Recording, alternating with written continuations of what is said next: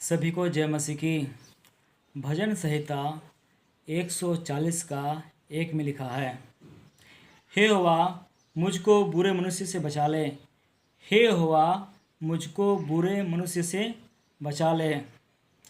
उपद्रवी पुरुष से मेरी रक्षा कर। दाऊद यहाँ पर भजन गा रहा है, परमेश्वर से प्रार्थना कर रहा है, हे परमेश्वर मुझे बुरे मनुष्य से बचा ले, जो उपद्रवी मनुष्य हैं उनसे बचा ले। यदि आप दाऊद की तरह परमेश्वर के सामने रोएंगे, चिल्लाएंगे कि हे परमेश्वर मुझे इस परेशानी से, इस मुसीबत से तू मुझे बाहर निकाल और तू मेरी रक्षा कर, तो परमेश्वर आपकी ओर ध्यान देगा, क्योंकि आप परमेश्वर से प्रार्थना कर रहे हैं, आप परमेश्वर सामने चिल्ला रहे हैं। परमेश्वर आपकी ओर अपना कान लगाएगा और परमेश्वर आपके प्रार्थना को जरूर सुनेगा। इस संसार के जो लोग हैं आपके खिलाफ बुरे बुरे षड्यंत्र रचेंगे, आपको किसी चीज़ में या फर्जी केस में फंसाएंगे, या आपको फर्जी केस में फंसाएंगे, या आप किसी मुसीबत में पड़ गए हैं, तकलीफ़ में पड़ गए हैं, जहां आपका कोई सहारा नहीं है, उस समय आप चिल्लाएंगे तो परमेश्वर आपका प्रार्थना सुनेगा। दाऊद की तरह प्रार्थना करना है। दाऊद परमेश्वर सामने चिल्ला रहा था, हे परमेश्वर मुझे इस संकट से बाहर निकाल। मुझे जो इस संसार के मनुष्य हैं, जो मेरे खिलाफ बुरा षड्यंत्र रचते हैं, उनसे मुझे बचा ले, उसके चाल चलन से बचा ले। इसी तरह हमें प्रार्थना करना है, क्योंकि हमें विश्वास के साथ प्रार्थना करना है। यदि आप विश्वास के साथ प्रार्थना करेंगे तो परमेश्वर आपके प्रार्थना को सुनकर उत्तर देगा। इस संसार के बातों पर मत ध्यान दीजिए, बल्कि अपना तन मन धन आप परमेश्वर की ओर लगाएं। यदि आप अपना तन मन धन परमेश्वर की ओर लगाते हैं तो परमेश्वर आपको देखेगा। परमेश्वर देखेगा कि मेरे बेटे को क्या ज़रूरत है, क्या चाहिए, किस परेशानी में फंसा है, किस मुसीबत में फंसा है। मैं उसको उस परेशानी से बाहर निकालूंगा, उसको उस संकट से बाहर निकालूंगा, मैं उसका सहायता करूंगा। परमेश्वर दौड़ कर आएगा और आपको बचा लेगा, क्योंकि जिसका कोई सहारा नहीं होता उसका सहारा परमेश्वर होता है।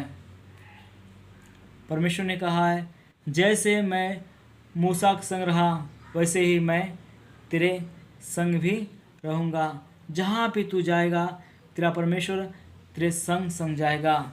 यदि हम जहाँ भी जाएंगे परमेश्वर हमारा रक्षा करता चलेगा और हमारे साथ रहेगा और हमें अगुवाई करेगा कि हमें किस रास्ते पर चलना है। क्योंकि इस संसार के जो मनुष्य हैं कभी किसी का भला नहीं चाहते, बल्कि एक दूसरे को देखकर जलते हैं। लेकिन हमारा परमेश्वर कभी किसी को देखकर नहीं जलता। परमेश्वर सबसे बराबर प्रेम करता है। आप सूर्य को देख लीजिए, चाहे धर्मी हो या अधर्मी हो, लेकिन सूर्य का प्रकाश सबके ऊपर जाता है। हमारा परमेश्वर किससे नफरत नहीं करता, बल्कि अपना सूर्य सबके ऊपर उदय करता है और सूर्य का प्रकाश सबके ऊपर पहुंचता है। इसलिए यदि पापी लोग परमेश्वर के पास जाएंगे, यदि वे अपने पापों को मान लेंगे, अपने पापों को छोड़ देंगे, तो परमेश्वर उन पर दया करेगा और उनके पाप को परमेश्वर ढाँप देगा, क्योंकि वे अपने आप को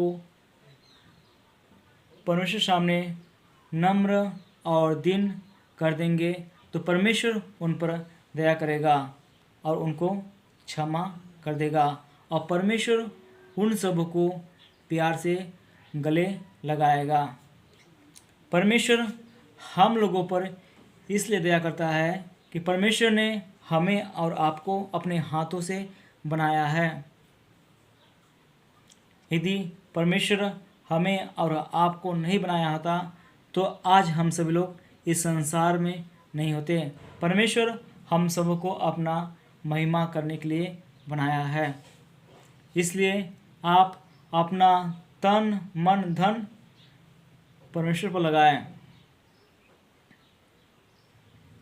यदि आप मनुष्य पर विश्वास करेंगे तो इस संसार का मनुष्य आपको छोड़ देगा, आपको ठोकर मार देगा।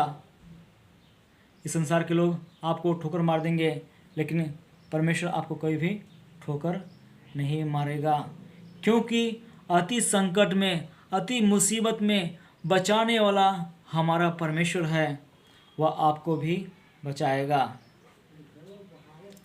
इसलिए प्रभु यीशु मसीह का वचन कहता है, तू विश्वास कर, तू और तेरा घराना उद्धार पाएगा।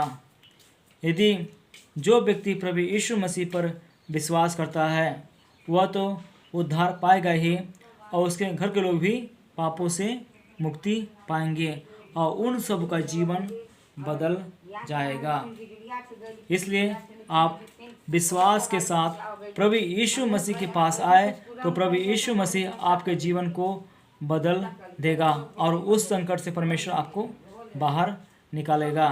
यदि हम प्रभु यीशु मसीह पर विश्वास करेंगे तभी हम लोग परमेश्वर का संतान कहलाएंगे। परमेश्वर आपका सहायता करेगा। जो भी व्यक्ति प्रभु यीशु मसीह पर विश्वास करेगा उसे जीवन मिलेगा और परमेश्वर उसे जीवन का मुकुट देगा, क्योंकि परमेश्वर सब पर दया करता है। इसलिए हर एक मनुष्य परमेश्वर के पास आए और अपने जीवन को परमेश्वर के हाथों में सौंप दे और परमेश्वर आपके अंदर काम करेगा और परमेश्वर आपके जीवन को बदल देगा और आपका जीवन आनंद से भर जाएगा, आपका जीवन खुशियों से भर जाएगा। इसलिए इस वचन द्वारा परमेश्वर आप सभी को आशीष करे। आमीन।